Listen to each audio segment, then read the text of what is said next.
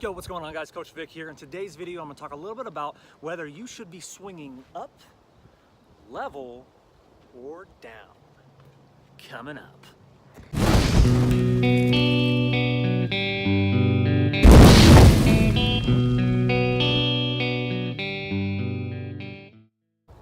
So I myself personally thought more swing down. That was just my approach. I emulated guys like A-Rod and Albert Pujols, those types of guys who had the appearance of a downward or somewhat of a level swing through the zone. And that's what worked for me. But everybody is different. And so in this video, I'm just gonna explain a little bit about my philosophy, how I see it. Okay, guys, so this is how I'm gonna break it down. I'm gonna make it really, really simple. Now, every bat path has, or everyone's hands, for example, start up here, roughly, right? Everyone ideally wants to make contact somewhere here, somewhere down below the hands, right? And most people finish where? Up here, right? So that means that every single swing has a downward, a leveling out, and an upward portion to their swing, okay? So it really depends on which part of the swing are you describing. Does somebody that swings down, when they say swinging down, are they actually hitting it down on the top? No, unless of course the coach needs them to hit a ground ball. They're gonna say get on top of the ball, and of course that means hit a ground ball like this, okay? But when me, for example, the way I understood it over the years was to swing down was in order to get my barrel down into the zone to then come up through the ball, not actually hitting the ball down to create backspin. This isn't ping pong, okay? It doesn't work that way.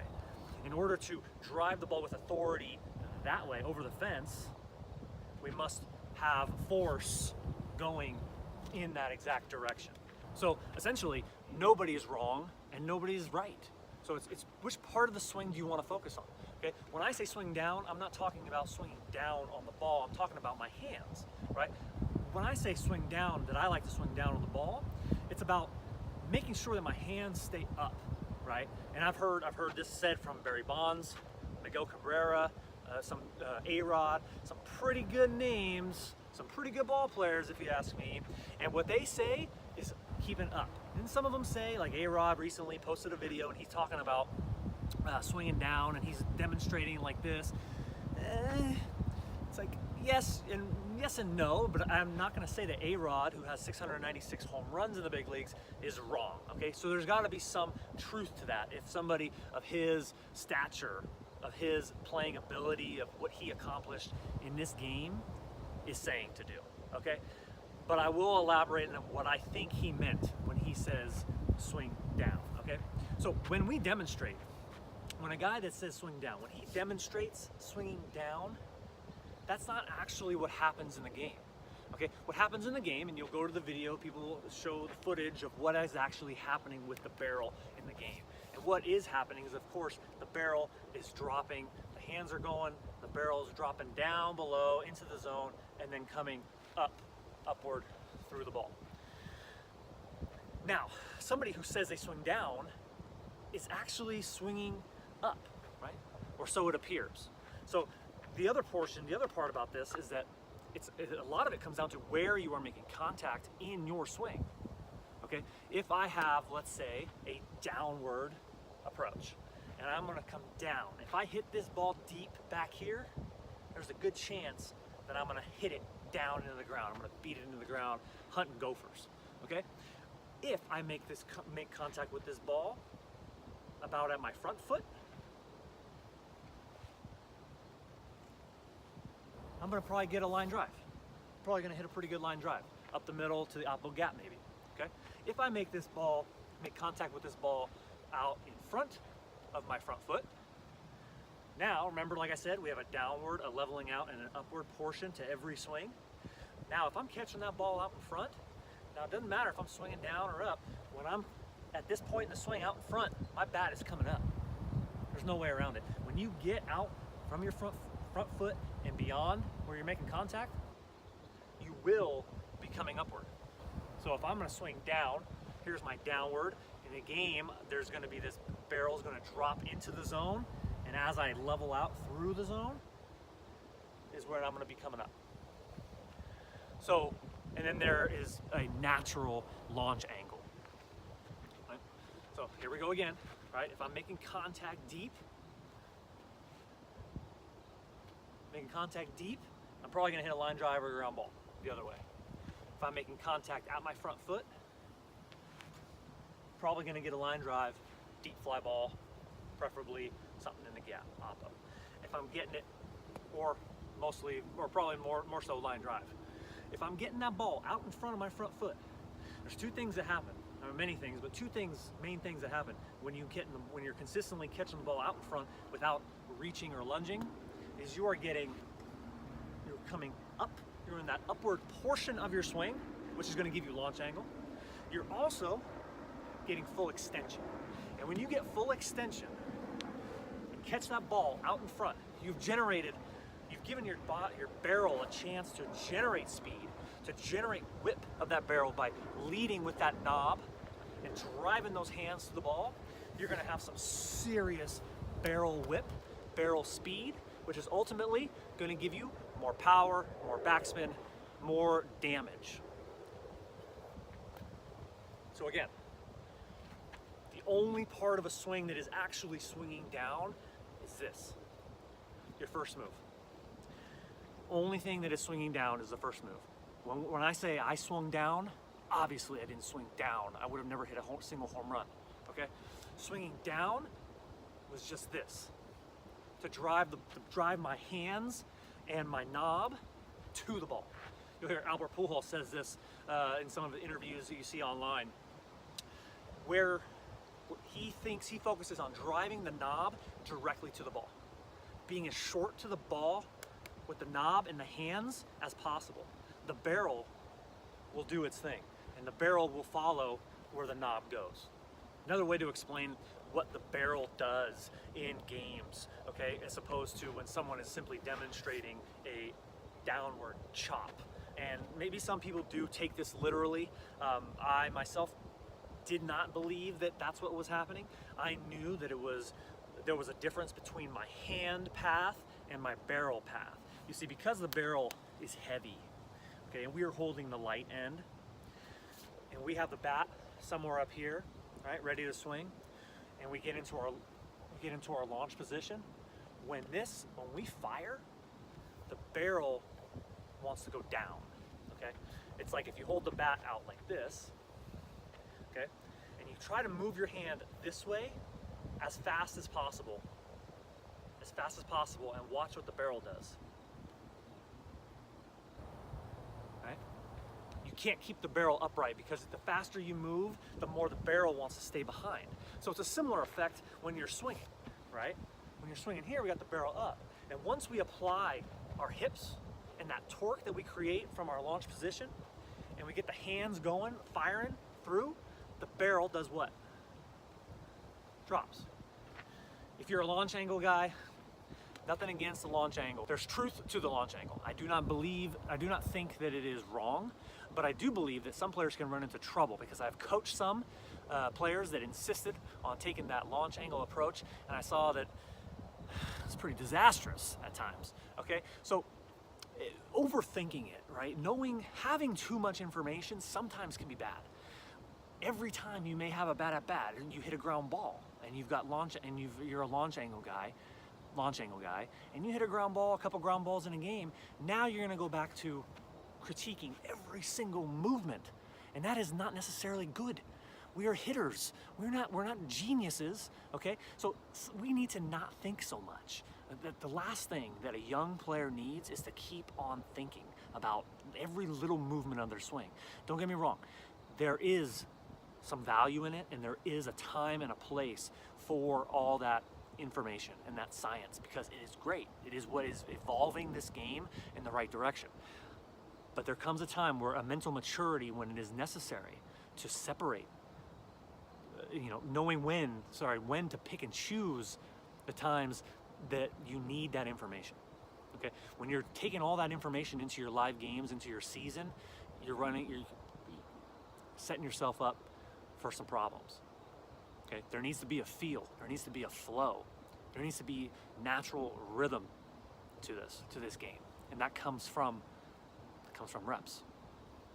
Comes from reps, comes from experience, building instincts, being a student of the game, right? Loving this game, playing it with passion, day in and day out, and things will happen naturally for you. Let's say you're a guy that's confused. Swing up, swing down, swing level, what do I do? Simply do this. Think, drive that knob as hard, as quick, as explosive, with intent. Drive that knob and those hands directly at that ball. Okay? When you do that, when you drive the knob with intent, again, you are trying to put some hurt on this ball. When you do that,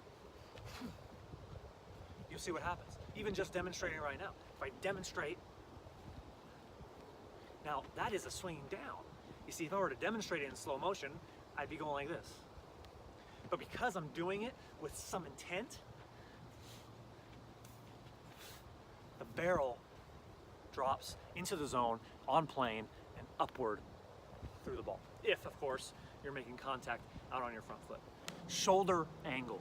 Okay, a lot of drills I see online with the shoulder tilt on social media, on Instagram, YouTube.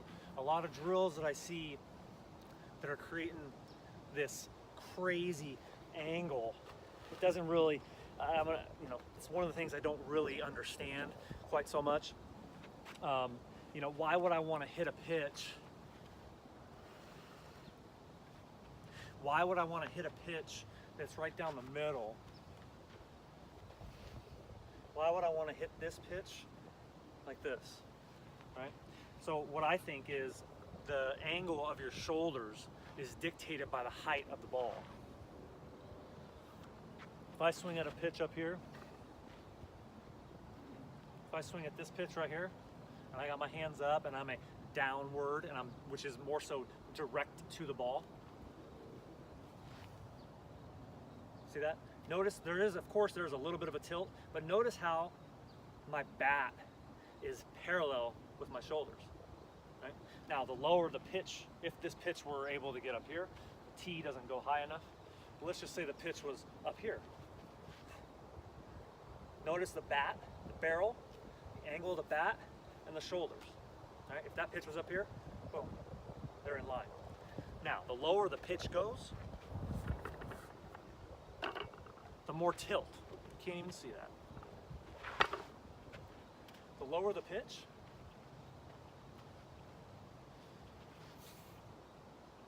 again, angle, angle. The pitch, the height of the pitch is going to dictate the angle of your shoulders. If I'm swinging at pitches, that are right down the middle. This ball is thigh high. If I swing at this pitch with anything like this, what's going to happen more than likely? Majority of the time, I'm going to be hitting balls, if I do drive them to the opposite field, because that's where I make contact in this particular one, I'm going to be hitting flares. I'm going to be hitting balls with flare spin that is going to hook or slice towards the right field line. Now, if I want to really maximize my power output, I want to hit balls to all fields with backspin, with drive, with carry. Now, in order to do that, you must hit a ball true. You see, if you're hitting a ball coming through like this all the time, you may get a couple that go. Okay, you may get a couple that go pretty well when you get that bottom half. But even then, you're still going to have you're not going to have a true backspun hit drive. You're going to have that tail on a different axis that is going to take you, let's say if you're a right-handed hitter, that's going to take your balls fading to the right-hand side. Now, I trained myself to be very good at driving the ball the other way with authority, with backspin. And I was able to hit a lot of opposite field home runs, dead center home runs because of this. Had my bat been coming through like this, the spin coming off of it is going to take all my balls to right field, which is not bad, But in most cases, if we're talking about maximum distance and drive and carry, it's going to take away from your overall distance. Okay, and of course, the more it slices, the more it's going back towards the right fielder or towards the foul line, let's say. So in order to hit a ball the opposite field with backspin, with drive, with carry, to burn, guys, you're going to need to come through with as level as possible. Okay, it's going to be on the level portion of your swing. So again, if we are coming down direct, we need to be making contact in here. Those balls that you get under slightly, those are the balls that you're going to hit, and they're going to drive. The outfielder is going to misplay it because he thinks it's going to be right at him or in front of him. Sure enough, you backspun that ball, you stayed behind it because you did not have such a severe angle going through. And that ultimately is going to give you this backspin. It's like same thing like saying, I'm going to throw this ball as far as I can and throwing it sidearm or 3/4. How are you going to throw a ball as far as you can? How are you going to throw a ball as far as you can if you're throwing it down from a side angle? All right?